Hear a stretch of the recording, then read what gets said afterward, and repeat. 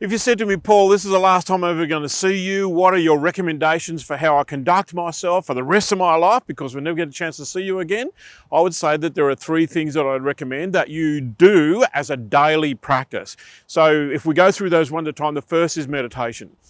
Why? Well, it simply has had the biggest impact on the largest number of people in terms of, if you go and measure the results of anything, meditation being practiced by millions of people for thousands of years. Therefore, there's a good chance that we can say it's going to work for you. Of course, lots of people say to me, oh, meditation, I tried that once, didn't work. And I say, you tried it once. The purpose of meditation is for you to get good at it, not for it to be good instantly for you. So you're going to have to practice. What do you do? Well, essentially start with creative visualization. That means get somebody whose voice you like to lead you through the meditation. That can be done in a church. It can be done, by finding someone who works for you. You can download free meditations off the internet. You can reach out to us. We'll send you ones if you like the sound of my voice. I won't be talking so loud. It'll be much more calming. But that's called creative visualization, which is where we lead you through a series of steps where you imagine reaching your goals and targets. Really, really good thing to do to change self-esteem, to elevate performance, to make you better at pretty much everything that you do. Then pretty much we want to visualize it beforehand. I spent many years at the Institute of Sport training athletes in how to visualize winning the race, jumping the hurdle, doing the thing that they were working on, and that stuff's proven. So be a good place for you to start. If you want to take meditation up to the next level, then you would get into what we call transcendental meditation, which is pretty much where you just focus on your body and your breathing. It's a lot more difficult to do because there's a lot less activity in it. You're really going to focus on just your breath going in and your breath going out. For many people, what happens is their mind runs away. It's called the monkey mind. It gets cheeky and it runs away and amuses itself with, what are we going to have for dinner, and wish I got a new car, and I like another job, and maybe a different partner, and that kind of stuff. And you really got to get your monkey mind and bring it back to the task at hand, which is to be aware of this muscle and then that muscle and then that one and the breathing, whatever. So it requires more focused effort, and many people say that transcendental meditation is much better for them because what happens is that they're not so preoccupied with imagining something that they think is going to make them happy. They're actually just turning up and being present. The other thing you can do as far as meditation is concerned is get into a meditation group. There are all sorts of groups all over the places. You can even meditate with people via Zoom meetings or Skype or whatever. I'm going to recommend that you go to a physical location, because what happens when you get into an atmosphere or an environment that's safe and where meditation is practiced as a ritual, then there are massive benefits about participating in a group with that. So try meditation at those 3 different levels: creative visualization, transcendental, and then perhaps groups. Could you mix them up? Of course you could. You could do them in whatever way appeals to you. Maybe you're a good meditator already, and you'll know already that meditation is something you never get right. It's something you just get better and better at, and your practice becomes more satisfactory, more rewarding as you go on. Second thing I'd recommend to you, if we were never going to see each other again, is practice mindfulness. Mindfulness is a lot more difficult to describe and a lot easier to do. Essentially what it means is that you bring your total mind to something that you're doing.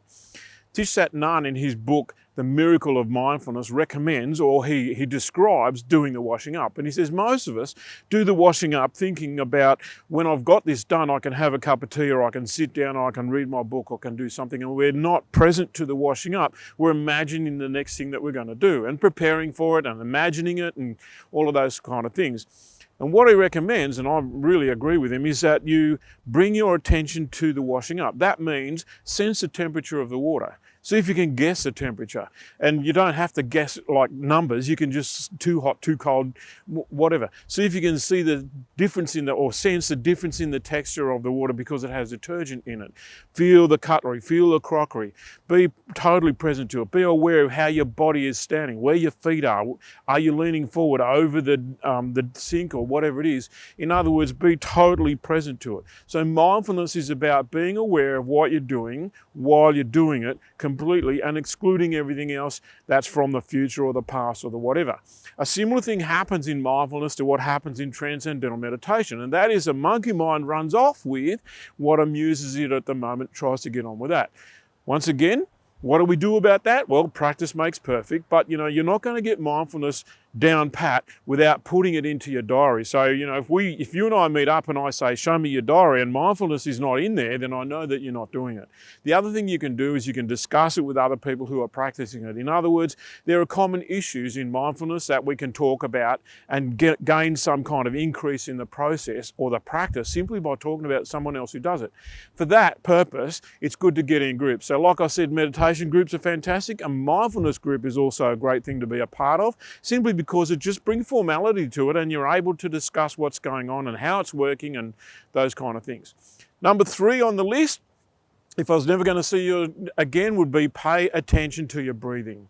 By far the most powerful breathing concept I've ever come across is what we call square breathing, and that's where you breathe into the count of 4, you hold it to the count of 4, you breathe out to the count of 4, and you leave your lungs empty to the count of 4, and then you breathe into the count of 4, you hold it to the count of 4, you breathe out to the count of 4, you leave your lungs empty to the count of 4, and you keep going around that circle, which I'm describing as a square. So sometimes called circular breathing, sometimes called square breathing, but essentially that's a process, and all you have to do is pay attention to it. The reason it's easy is because most people count. And if you count, like breathe in, 2, 3, 4, hold it, 2, 3, 4, the monkey mind's got something to do. So for many people, this is a great place to start because the monkey mind is recruited into doing the counting. And, generally speaking, the intellect can only do one thing at a time. So it's difficult to do the counting and think of something else. Not that it's impossible, but it's just difficult. So therefore, it means that you're more likely to be present. So the square breathing is actually a practice of mindfulness and meditation put together into something that you can actually do. So a lot of people like to start there. I've found that when I'm doing my hot and cold showers or my hot and cold bath, that when I get in the bath with the ice in it, then the breathing, very important to stop going like that and to get into the process. And so square breathing for me is something that really enhances the whole process of, I'm only in the ice bath for 10 minutes and that's long enough to shock the body, but it's long enough for me to get a really powerful meditation in the square breathing, because otherwise I'm not going to last in the ice bath. Now, I'm not recommending ice baths, right? You want to check that out for yourself, but essentially it gives me something to do. What you can do when you get good at square breathing is you extend the count. So instead of breathe in, 2, 3, 4, it's breathe in, 2, 3, 4, 5, hold it, 2, 3, 4, 5. So you go up to 5, maybe you can get to 6, maybe you can get to 7, maybe you can get to 8. There's always room for you to improve. And that's the thing about square breathing. But here's an interesting concept. Whenever I ask a crowd to go through the process and I count them through the process, we might have 200 people in the room, and I say, just try this. Before we start, give me an idea on how relaxed or stressed you feel, and they do that. And then I say, okay, we'll do the square breathing, and 2 or 3 times around the square breathing, and then I say, how do you feel? Everybody says, I feel more relaxed, less than a minute. So those are the 3 things: meditation, mindfulness, square breathing. If you wanted to put them all together, you'd start with square breathing. Like I've been saying all the way through this particular recording, practice makes perfect.